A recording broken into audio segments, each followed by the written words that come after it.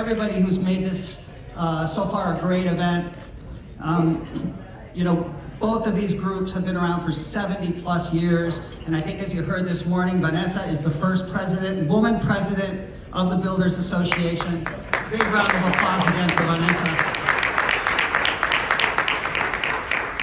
I mean, it really is about, you know, changing the world, and we're here today really at the precipice of a lot of growth, a lot of change, and I am just so excited to be here with probably one of our generation's greatest real estate minds. He's right there, and above just being a great real estate human, he also knows the Caribbean. And so, like a lot of you who are from the Caribbean, you know, our region is not the easiest place to work. And to know the Caribbean really takes a lot of time, takes a lot of dedication. So it's a great pleasure for me to have Andrew Farkas. And so please help me give him a big shout out to Andrew Farkas.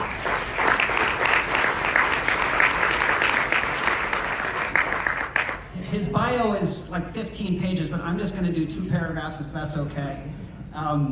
So Andrew was a chairman and chief executive officer of Insignia Financial Group, and I believe he went public after 3 years? 2 years, 92. And then you merged with CB Richard Ellis and became the largest owner and operator of multifamily residential housing in the United States. That's a huge statement, with approximately 275,000 apartments and over 200 million square feet of commercial space. I mean, we were just talking a lot of property. Today, Andrew Farkas is currently the founder, chairman, and CEO of Island Capital, which presently owns a controlling interest in approximately $5 billion of assets in many, many, many businesses. If I just read all the names, you know, we would be done with lunch. But some of them are C3 Capital Partners, NIA Global, PZR, which works on zoning, and I think there's a lot of synergy for Puerto Rico on that. And Island Global Yachting, which is IGY. I think anybody who's been in the Caribbean has probably been at an IGY marina, which is the largest owner, operator, and developer of yachting-oriented resorts in the world. I mean, that's just a huge accomplishment. But in addition to the business aspect, Mr. Farkas has been a dedicated philanthropist with a specific focus in the arts, children, and the environment. And today, Andrew is committed to ESG, which is environmental social governance, investments in housing, hospitality, and infrastructure, and he's really focused on addressing key social imperatives. He's particularly interested in helping the Caribbean address its migration challenges caused by economic hardship.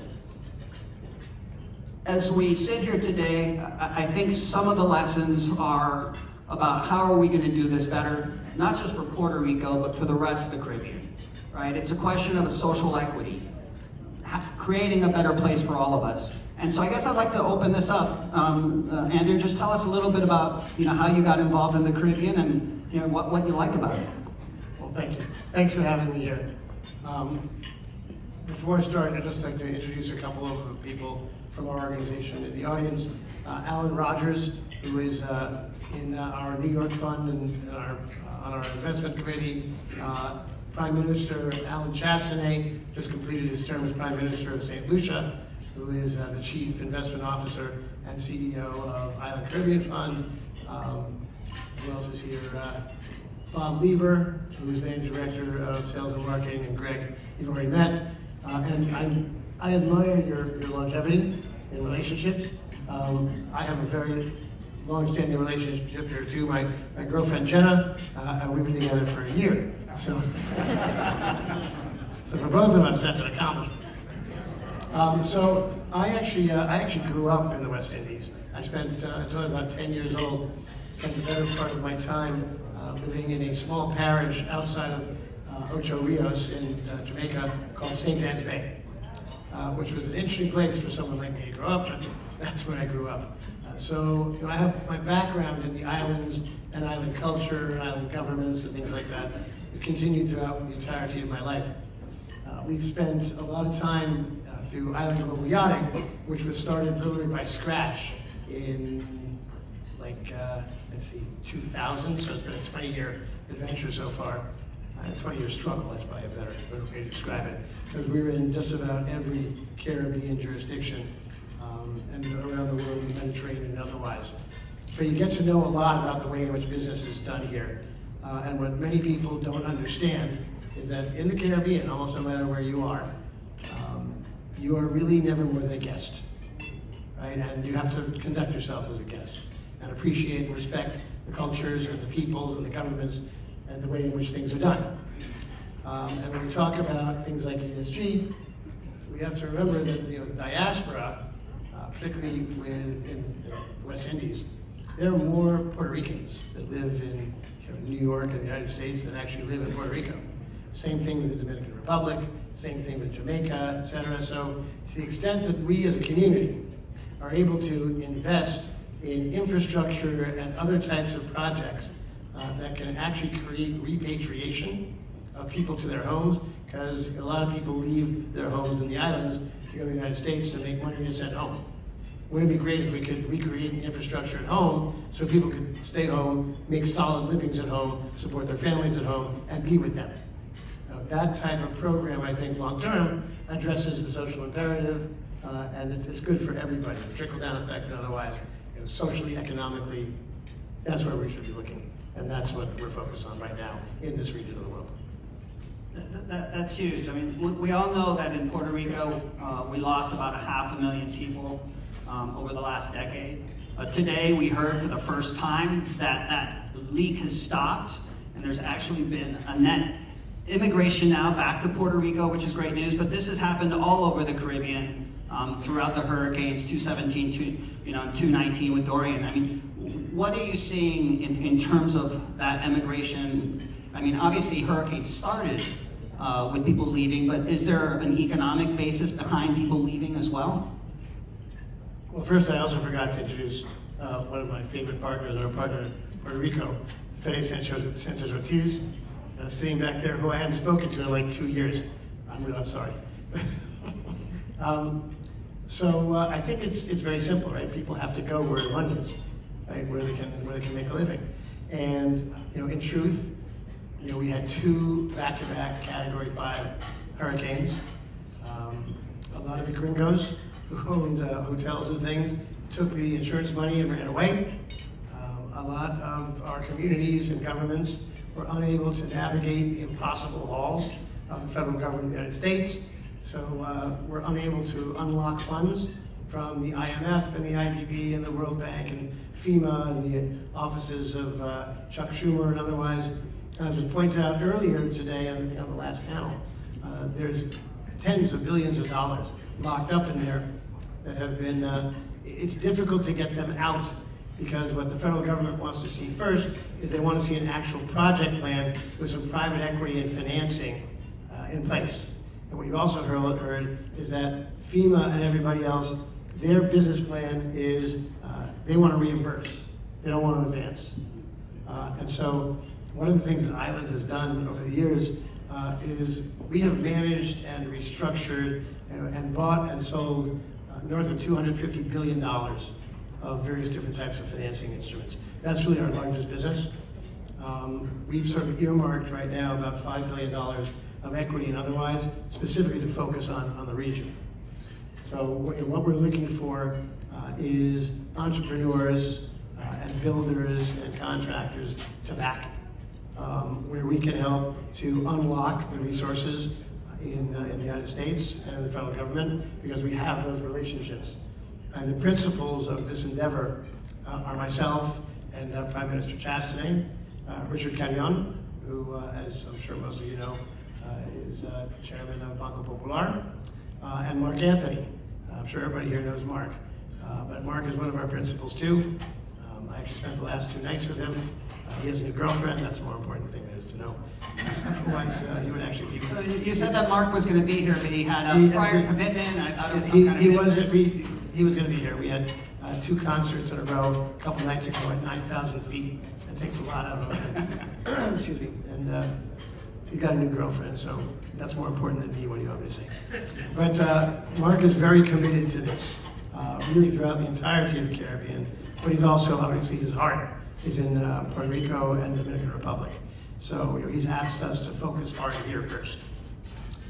I think that addresses your... Yeah, no, I think that's an important point. I mean, something that you placed a lot of importance over the years, over your just amazing career, is to have local partners. I mean, talk to us about that. How important is it to go into a region and develop those relationships? Fede, how important is it? It's quintessentially important because every locale, every island nation, every protectorate, every commonwealth, every territory, has again their own culture, their own community, their own social hierarchies, their own finance institutions, their own food, everything else. And you need to have a local partner. At least we've found we need to have a local partner so that the community understands that we understand that we're a guest, but we have an uncle who's not a guest, and we're there to provide financing, but we're very, very respectful of the things that are done in each one of these nations. I think the most important thing that we do is, yes, we always do what we say we're going to do, but even more importantly, we do not do what we promise not to do. And I think that's actually more important than the former. Yeah, that's a great statement. And I just would like to plug the Puerto Rico Builders Association while we're talking about local partners. For all of you that are not members and want to do business in Puerto Rico, it's your first stop. You're going to find such a great high level of professionals, and it's a place where you're going to really get the important information and not waste a lot of time. And so if you haven't joined the membership, you should join. You just heard it from Andrew. It's his top priority. He's been greatly successful in the Caribbean. There's no need to reinvent the wheels. So in terms of looking at the region now, we're in the COVID times, I mean, how has COVID, do you think, affected the region, either good or bad, and kind of how has your fund changed its strategy in terms of the Caribbean? Well, the good news is that the fund is just launched. So we've been doing business in the Caribbean through other parts of Island Capital, through Island Global Yachting and otherwise, but this fund that focuses specifically on infrastructure and resilience, hospitals, schools, airports, cruise ship facilities, container ship facilities, did I say utilities? Utilities, hospitality, housing. That fund that is specifically for the Caribbean, that's new. What did you ask me? No, we're good. When's it launching? It just has, but you asked me a question. So COVID. Oh yeah, COVID, this is important. Okay, COVID. Oh yeah, that. So, we all know how important the cruise ship industry is to the entirety of the West Indies. And when I say West Indies, well, I know that technically Puerto Rico is not the West Indies, but if you'll allow me just for purposes of my conversations, I'd like to consider it sort of Puerto Rico all the way down to Grenada. So obviously the cruise ship industry has suffered mightily. And that's had a huge trickle-down effect on the economies of many, if not all, of the islands. So the resurrection of that industry, which happened all of a sudden, frankly, it surprised me. I would have bet against that. But it's back, it's better than ever. And one of the things about the cruise ship industry that's interesting, and this happened while we all were working from home over the course of the last 2 years, but they launched their new class of vessel, the Oasis class. And these things are huge. They're like 40% larger than the last class, the Genesis class. They have like 9,000 people on board. And in truth, most of the West Indies does not have facilities that can accommodate these boats. And so very, very much of it has to actually be redeveloped and rebuilt in order to accommodate these vessels, which will continue to be a quintessential component of the local economies. So COVID crushed that, because in many of the Caribbean economies, the cruise ship industry is the only thing that matters, and everything else is the tail wagging the dog. So we have to solve for that problem, and obviously dealing with the COVID issues on a cruise ship is like nuts. And I am about as qualified to make that comment as I am to conduct brain surgery, but I know it's just nuts. And the reason I know that is to comment on another part of what COVID did in the maritime world, which is, and this is interesting, COVID was the best thing that ever happened to the yachting world since man discovered that locks float. And the reason is this, it's interesting.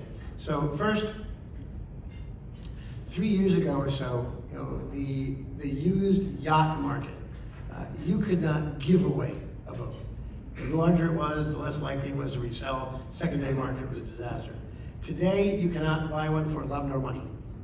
And all of the shipyards are full with orders, and the boats are coming out faster and larger. It's extraordinary. And the facilities which house these boats in all the different jurisdictions, the yachting basins and the yachting-oriented resorts. The thing about yachts is when they come to a local community, the trickle-down effect from these boats is much, much greater than anybody believes. Much greater.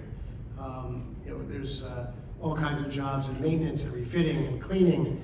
There's provisioning, there's crewing, there's utilities that have to be provided. It's, one boat will employ literally hundreds of people. So bringing that industry back in a major way, that's also been done by COVID, and so that's helped too. Then of course, I think that Prime Minister Chastity is probably better to answer this question than I am, because he was also Minister of Tourism for St. Lucia, but airlift was materially impacted. And bringing that back has been very important. So as COVID begins to, I'm going to use the word normalize, even though I think it's never going to go away, ever. There's always going to be some form of something now. We're all aware of it, and so we're going to be dealing with it, I think, for the rest of the time. But, everybody here knows, everybody's had their own story. That's in addition to the jobs that the cruise industry brings, IGY has also been very proactive, creating a carbon neutral environment, and you've actually committed to by 2025 being at 100% carbon neutrality, and that's really important, right? So part of what we're saying is we want to create jobs, we want to have, build resiliency, long-term economic growth for our islands, but we also want to be good citizens, and we want to, help the environment. And so can you explain a little bit about the carbon neutrality and how you're helping your guests get there? And, if someone goes to IGY and they, how does that work? Well, probably the number one thing that we do is, Island Global Yachting, which is actually a relatively small part of the island capital world of companies, but it's one on which we're uniquely focused right now because it's become so important, simply because it's a part of the global economy.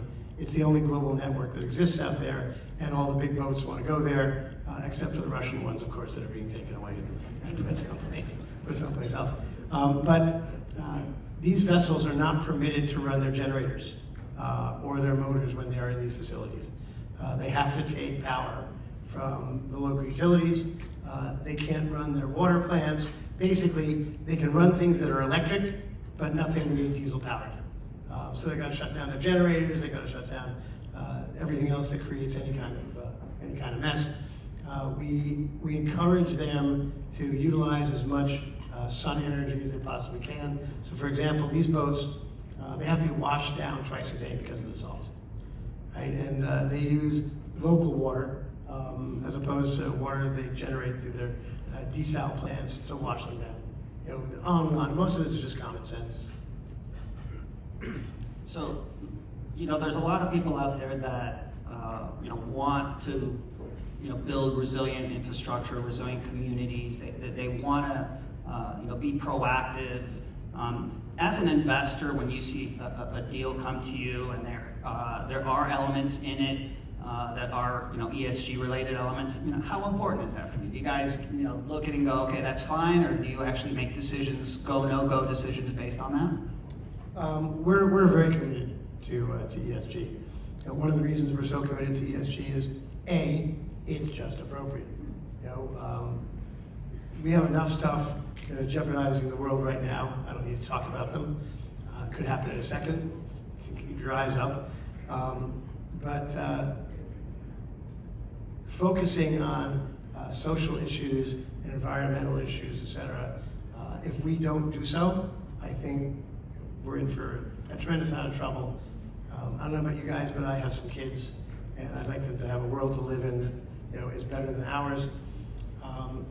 Also, and I think this is important, we run a lot of institutional money, right? A lot of institutional money, ranging from money from the Harvard University endowment to various different state pension funds and private pension funds, big family offices, things like that.